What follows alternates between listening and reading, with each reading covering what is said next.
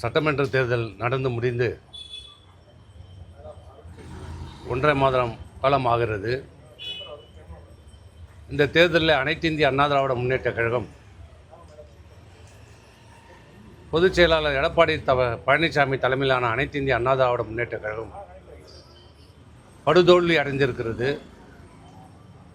தோல்வி அடைந்தது என்று சொல்வதை விட முற்றிலுமாக புறக்கணிக்கப்பட்டது என்றுதான் சொல்ல வேண்டும். தோல்வி அடைந்து பிறகும் தொடர் தோல்வி. மாண்புமிகு அம்மாவின் மறைவிற்கு பிறகு நடைபெற்ற எடப்பாடி பழனிசாமி அவர்கள் முதலமைச்சராக பொறுப்பேற்று அதன் பிறகு ஒருங்கிணைப்பாளர், இணை ஒருங்கிணைப்பாளர், பிறகு எங்களால் தேர்ந்தெடுக்கப்பட்ட பொதுச்செயலாளர் பதவியேற்ற பிறகும் இன்று வரை தொடர் தோல்வியை சந்தித்து கொண்டிருக்கிறது. தேர்தலுக்கு தேர்தல் கழகத்துடைய வாக்கு சதவீதம் குறைந்து கொண்டே வருகிறது. மக்களுடைய நன்மதிப்பை இழந்து கொண்டே வருகிறது. ஏன் இப்படிப்பட்ட இயக்கம்? புரட்சித் தலைவர் அவர்களால் தொடங்கப்பட்ட இந்த இயக்கம், நீதி கேட்டு தொடங்கப்பட்ட இயக்கம், கேள்வி கேட்டதற்காகவே திமுகவிலிருந்து வெளியேற்றப்பட்ட புரட்சித் தலைவர் நியாயம் கேட்டு நீதி கேட்டு தொடங்கப்பட்ட ஒரு இயக்கம். இன்றைக்கு அந்த இயக்கத்துடைய நிலைமை எப்படி இருக்கிறது என்பதை இன்றைக்கு அனைவரும் பார்த்து கொண்டிருக்கிறோம். எந்த ஒரு இயக்கம் கேள்வி கேட்டதற்காக தொடங்கப்பட்ட இயக்கம் இன்றைக்கு அந்த இயக்கத்திலே யாரும் கேள்வி கேட்கக்கூடாது, பேசக்கூடாது, கருத்து சொல்லக்கூடாது என்று ஒரு சர்வாதிகார போக்கிலே இந்த இயக்கம் நடைபெற்ற காரணத்தால் யாருடைய ஆலோசனையோ யாருடைய கருத்தையோ நான் கேட்க மாட்டேன், ஏற்றுக்கொள்ள மாட்டேன். என் குடும்பத்தாருடைய கருத்தை மட்டும் கேட்பேன். பணம் யார் கொடுப்பார்களோ, பணம் யார் பெற்று தருவார்களோ அவர்களுடைய கருத்தை மட்டும்தான் கேட்பேன் என்று செயல்பட்ட காரணத்தால் இன்றைக்கு மிகப்பெரிய ஒரு இழப்பை அனைத்து இந்திய அண்ணா திராவிட முன்னேற்ற கழகம் நினைத்து பார்த்திருக்காத ஒரு நிலைமையை இன்றைக்கு நாங்கள் சந்தித்து கொண்டிருக்கிறோம். இத்தனை தோல்விக்கு பிறகும் இன்னும்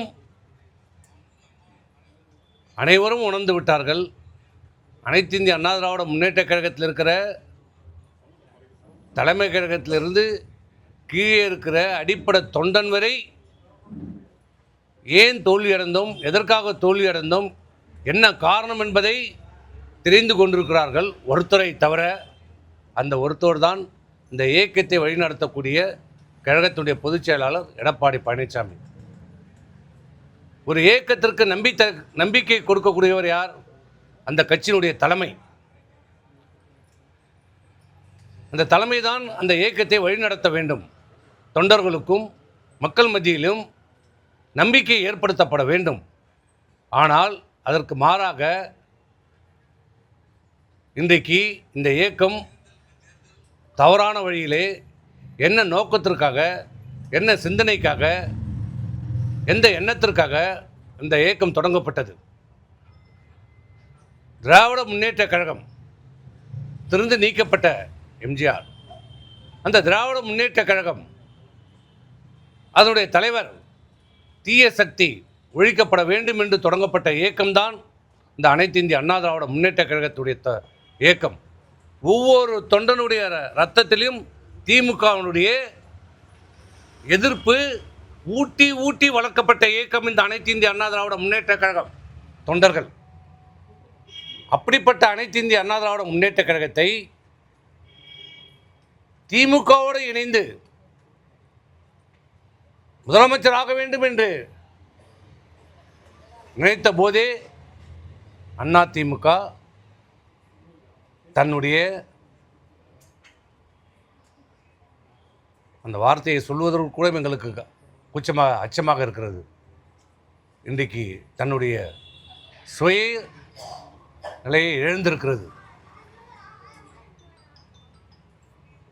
இன்றைக்கு அதிமுகவில் இருந்து நிர்வாகிகள், தொண்டர்கள் கொத்து கொத்தாக விலகி கொண்டிருக்கிறார்கள். சீட்டு கட்டு போல் இன்றைக்கு அதிமுக சரிந்து கொண்டிருக்கிறது. ஆனால் இது எதையுமே தெரியாததை போல, பூனை கண்ணை மூடிக்கொண்டால் இருண்டு விட்டது என்றது போல இன்றைக்கு சிலர் செயல்பட்டு கொண்டிருக்கிறார்கள். இந்த கட்சிக்காக உழைத்தவர்கள் 50 ஆண்டு காலம் பாடுபட்டார்கள். தங்களுடைய உழைப்பு, ரத்தம், பணம், குடும்பத்தை பார்க்காமல் செலவு செய்தவர்கள் கோடிக்கணக்கான பேர் இன்றைக்கி. அப்படிப்பட்ட உழைத்தவர்கள் இந்த இயக்கத்தை விட்டு செல்கிறார்கள் என்றால் அவருடைய மனவேதனை என்ன? ஆனால் அவர்களை பார்த்து சாதாரணமாக சொல்லுகிறார் துரோகி என்று. சாதாரணமாக சொல்லுகிறார் துரோகி என்று. எம்ஜிஆரை கூட தான் துரோகி என்று சொன்னார்கள். எம்ஜிஆர் துரோகியா? திமுக விட்டு நீக்கும் போது என்ன சொன்னார்கள்? எம்ஜிஆர் ஒரு துரோகி என்றார்கள். அப்போ எம்ஜிஆர் துரோகியா?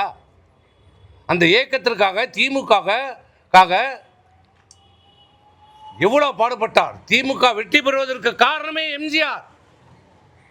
அண்ணாதுரை முதலமைச்சர் ஆவதற்கு காரணமே எம்ஜிஆர். கருணாநிதி முதலமைச்சர் ஆவதற்கு காரணமே எம்ஜிஆர். அப்படிப்பட்ட எம்ஜிஆரே துரோகி என்று சொன்னவர்கள். அதனால் எம்ஜிஆர் துரோகி ஆயிடுவாரா?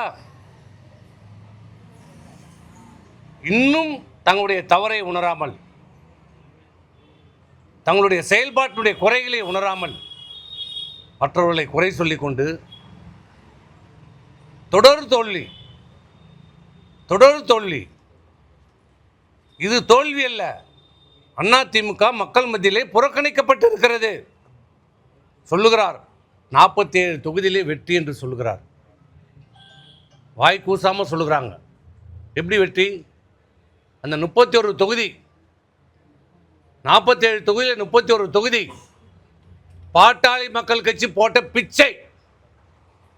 பாட்டாளி மக்கள் கட்சி கூட்டணியில் இல்லை என்றால் இங்கே வட மாவட்டத்திலே அரியலூர், கடலூர், விழுப்புரம், கள்ளக்குறிச்சி, திருவண்ணாமலை, வெள்ளூர், தருமபுரி, ஏன் சேலத்தில் இவரே தப்பி தவறி தான், தட்டு தடுமாறி தான் ஜெயிச்சிருப்பார். மீதி 6 தொகுதியும் ஜெயிச்சிருக்காது. அதிமுக ஒரு 7-8 தொகுதியில் ஜெயிச்சிருக்கும். இதுதான் நிதர்சனமான உண்மை. உண்மையை ஒற்றுக்கொள்ள வேண்டும். சுய பரிசோதனை செய்து கொள்ள வேண்டும். அப்போதுதான் இந்த அனைத்து இந்திய அண்ணா திராவிட முன்னேற்ற கழகத்தை நம்பி இருக்கிற தொண்டர்களை காப்பாற்ற முடியும். இந்த இயக்கத்தை இன்னும் நம்பி இருக்கிற மக்கள், அதிமுக இருக்க வேண்டும், மக்களுக்காக உழைக்க வேண்டும், சிறந்த எதிர்க்கட்சியாக செயல்பட வேண்டும் என்று இன்னும் நம்பிக்கொண்டிருக்கிறார்கள்.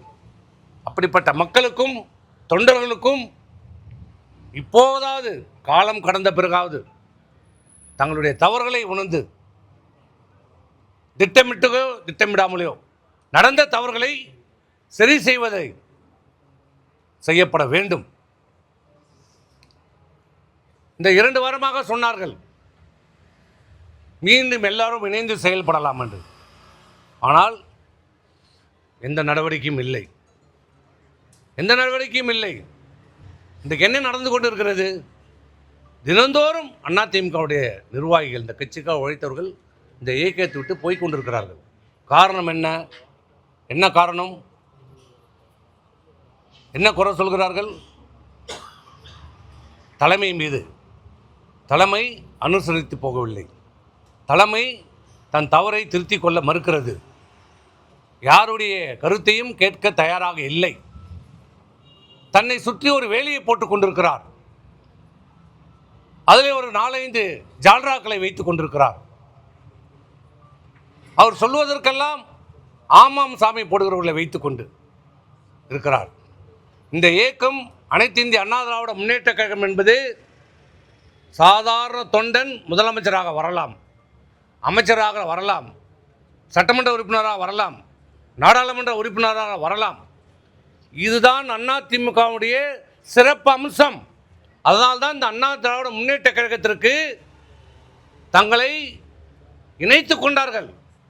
லட்சக்கணக்கான இளைஞர்களும் பல பேர் இந்த இயக்கத்தில் இணைத்து கொண்டு உழைத்து வந்திருக்கிறார்கள். சாதாரண தொண்டன் சட்டமன்ற உறுப்பினராக, நாடாளுமன்ற உறுப்பினராக வந்திருக்கிறார்கள். அதிமுக என்பது ஒரு குடும்ப கட்சி அல்ல, இது தொண்டர்கள் கட்சி என்ற நிலையால் ஏற்படுத்தப்பட்டது. மாண்புமிகு புரட்சித் தலைவர் அவர்களாலும் மாண்புமிகு அம்மா அவர்களாலும் ஏற்படுத்தப்பட்டது. ஆனால் இன்றைக்கி என்ன நிலைமை? அதிமுக ஒரு குடும்பத்தின் பிடிக்குள் சென்று கொண்டிருக்கிறது. குட்டியை விட்டு ஆழம் பார்ப்பது போல இன்னைக்கு சோசியல் மீடியாவில் ஒரு செய்திகளை பரவிட்டுக் கொண்டிருக்கிறார். நேற்று அவர் கூட்டம் நடத்தியதாகவும் அந்த கூட்டத்தில் எல்லாம் ஆரவாரமாக உங்கள் மகனை அரசியலுக்கு கொண்டு வாங்க, அதில் எந்த ஆட்சேபனையும் இல்லை. அதுக்கு எதுக்கு இந்த டிராமா? யார் வேண்டுமானாலும் அரசியலுக்கு வரலாம், உங்கள் பிள்ளை வர வேண்டாம் என்று சொல்லவில்லை. அவருக்கும் முழு உரிமை உண்டு. வரட்டும், நேரடியாக வரட்டும், அரசியலுக்கு வரட்டும், பணியாற்றட்டும், சேவை செய்யட்டும், வளரட்டும். அதில் யாரும் எந்த மாற்று கருத்துப்படல. ஆனால் இப்படிப்பட்ட ஏன் நாடகம் டிராமாவை ஏற்படுத்தி கொண்டிருக்கிறார்கள். இந்த இயக்கம் இன்றைக்கு தோல்விக்கு காரணம் பணம், பதவி, வெறி. ஆகவே இதையெல்லாம் உணர்ந்து கொள்ள வேண்டும். இப்போதும் சொல்கிறோம் பொதுச் செயலாளரிடம், நீங்கள் தான் பொதுச் செயலாளர். குறைகள் இருக்கலாம், எங்கள் பக்கத்திலையும் குறைகள் இருக்கலாம்.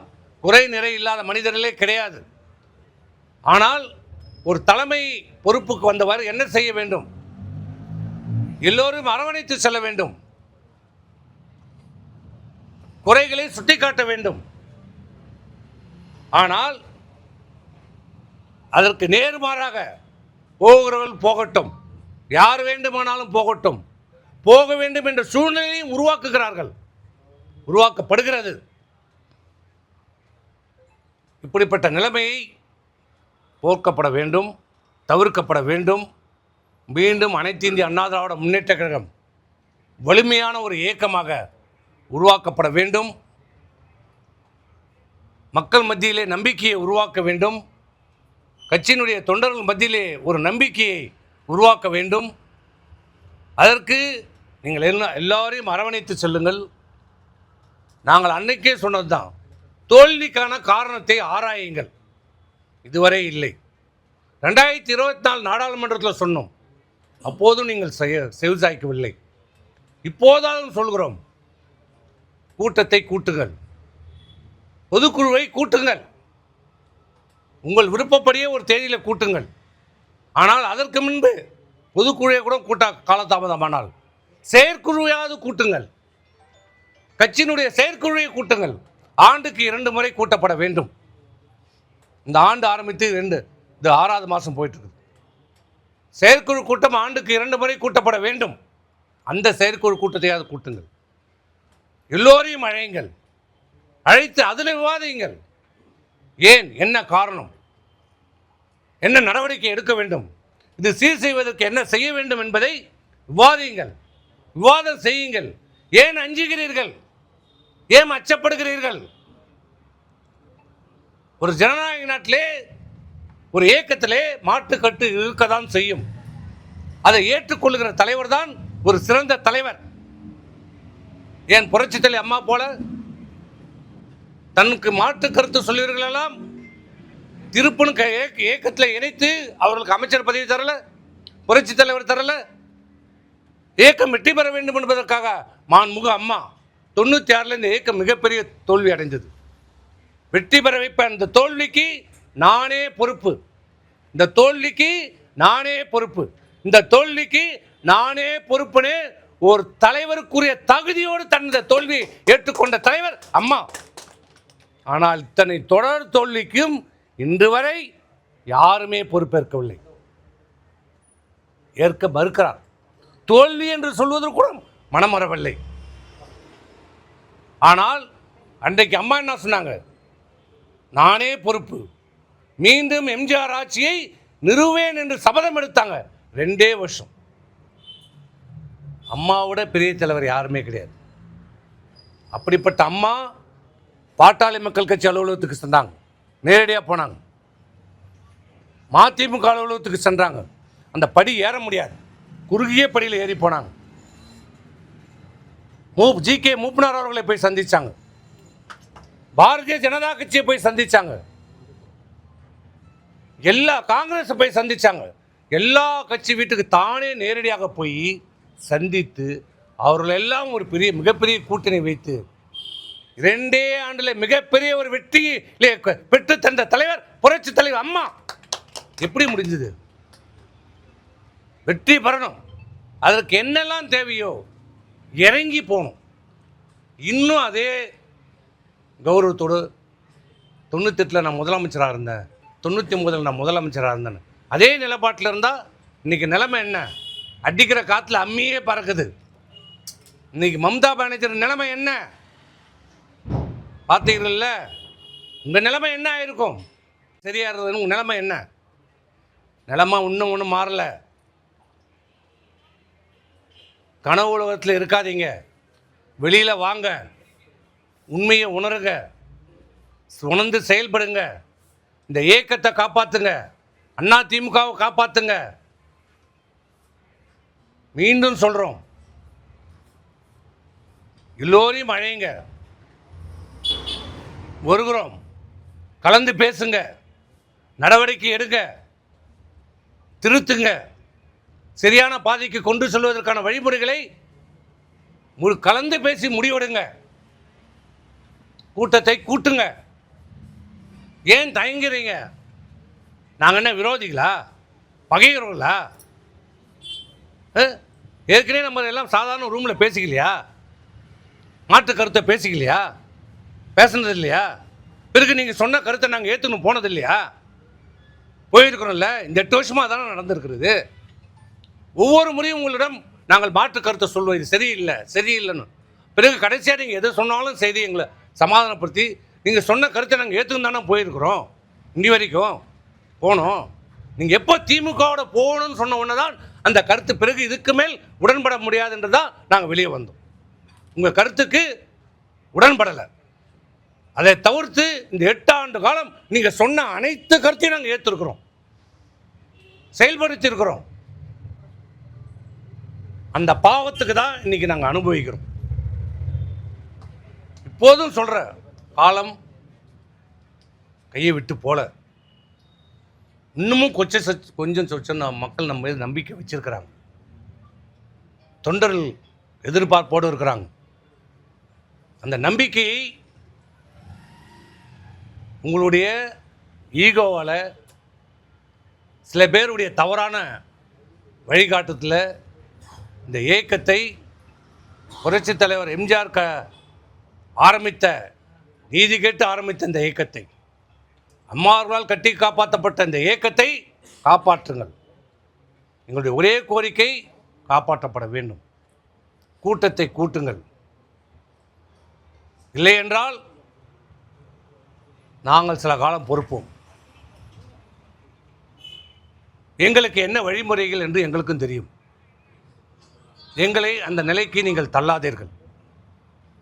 வேண்டுகோளாக வைக்கிறோம். பொதுச்செயலாளர் என்ற முறையில் உங்களுக்கு கோரிக்கை வைக்கிறோம். இந்த இயக்கத்தை காப்பாற்றுங்கள்.